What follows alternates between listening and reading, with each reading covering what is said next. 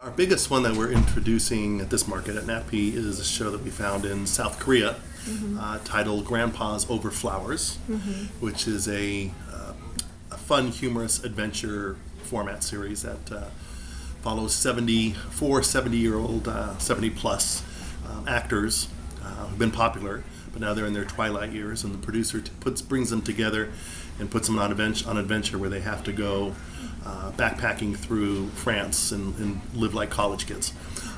Hugely popular show in South Korea, so we took the option rights and they sold it in China. The company that's from CJ E&M is the company, and so they've already sold it in China. We have a U.S. network committed to it already, and so that's going to be our big focus, our big splash at this market. Yeah, NatP it was nice to be on the floor earlier and see it so full. We haven't seen that in years, so.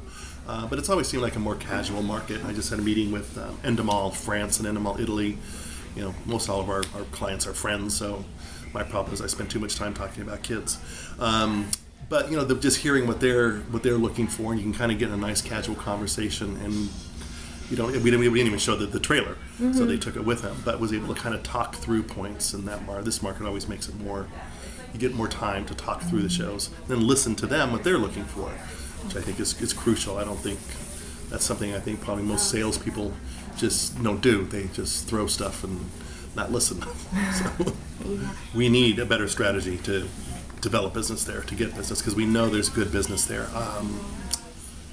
When I started in this business, in the formats side 16 years ago for Sony International, we had a wonderful person. She started the same week I did, Elisabetta Zanetti, and she ran the Latin America division. And we had so many shows going on in Argentina and Colombia and Chile, and the market, especially Argentina, the market was really strong. But we did a version of the Sony show Newlywed Game that they turned into a 2-hour show, I think, on TVN in Chile. But it was married couples who would know each other better. And then, in my Fox days, we had a pretty good team there, but again, mostly selling the ready-made product. Now, with our company, we started our small world in 2005, my wife, Colleen, and I. And we've tried a few different agent representations in Latin America. They just haven't worked out. Either they've been more dedicated to selling ready-made stuff and selling ready-made product. Dramas and movies is a completely different beast than selling formats. Formats is much more production-oriented. You have to kind of talk through production points, much like I just said about Endemol. You can talk through how you can adapt it to your country. And when you compare how Brazil would produce something compared to Argentina versus Ecuador, you need somebody who can really know the market limitations, because obviously Ecuador is not going to be able to produce at the same level of a TV Globo in Brazil.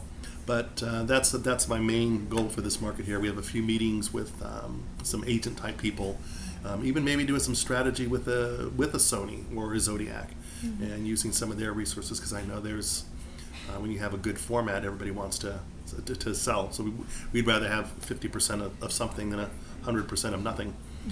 But it's a really important market, and now that Argentina has rebounded so strongly in the last few years, and we are in talks now with Brazil on a show. But I know we need to get to Chile, we need to get to Colombia. And part of it is selfish, because I want to get back to Argentina. I was there for a day and a half. I did not see enough of Argentina, and the little bit I saw in a day and a half was such a beautiful city. Oh my God. And the people, just, So that's always my other agenda. We want to do business in places where we want to go and get to know the people more and see the sights. Well, it's I had a meeting last week with a good friend of mine who used to be a traditional channel in the UK, Channel 5. And she went to Microsoft about 9 months ago, and it's a completely different world, and that's one of the things they're doing is there is such a demand for content. Ironically, that's our parent company, Content Media Corp. But so Microsoft is getting into the game a little bit like Netflix is, probably a little bit more targeted way to do it. And so far, none of them, Netflix, they haven't done the formats. We hear Netflix is going to get into it. We're going to have to talk. So that was the point with Microsoft, is how we can create something that'll have all these different platforms. The trick is the immediacy of it. A lot of what formats are, whether it's Idol or Dancing with the Stars, there's a live part of it that's what draws the audiences.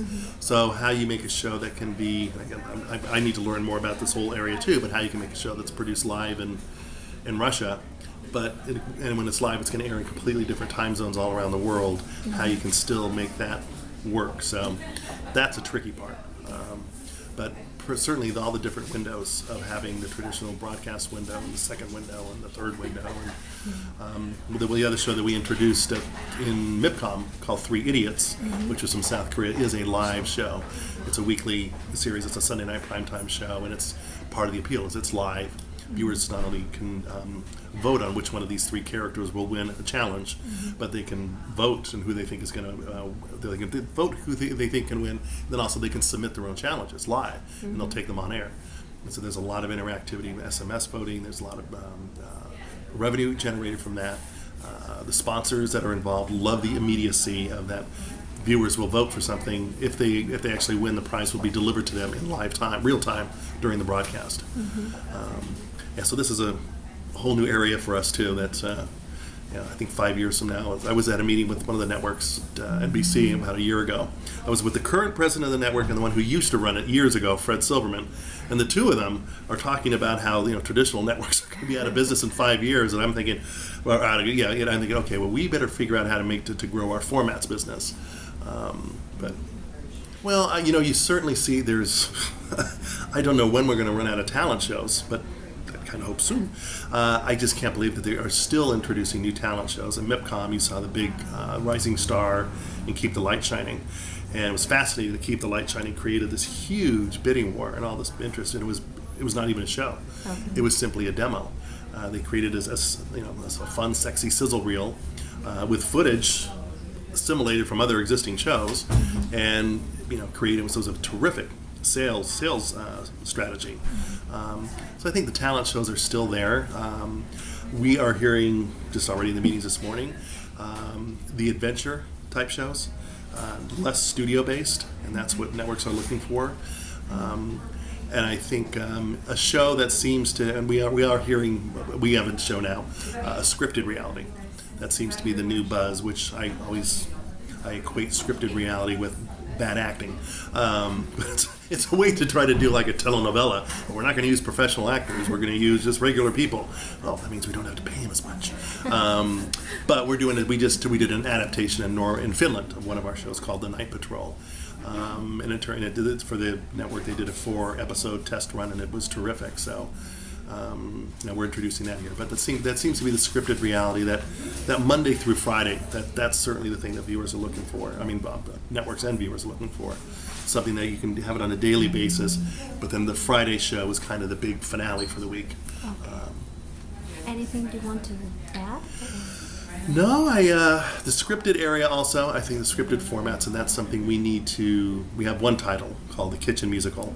That we found in Singapore a couple years ago, when we have it licensed in the U.S. and the U.K. No, not in the U.K. in Canada, and also in Turkey and Finland. Vietnam is just doing an adaptation, but there is certainly, again, going back to there's such a demand for content that the scripted drama, Israel has become what the UK was 13 years ago and unscripted. 12 years ago, 13 years, if you had a British accent, you could walk into any US network and they'd give you an appointment.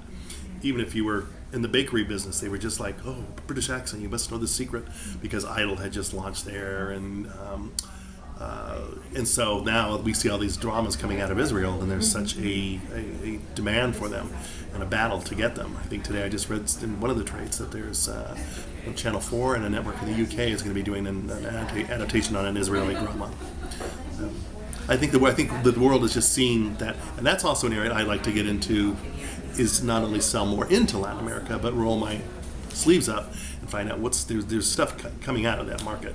Obviously, there's lots of creativity, and I want to grab my hands on some formats there that are just in the developing stage, so we can get them first.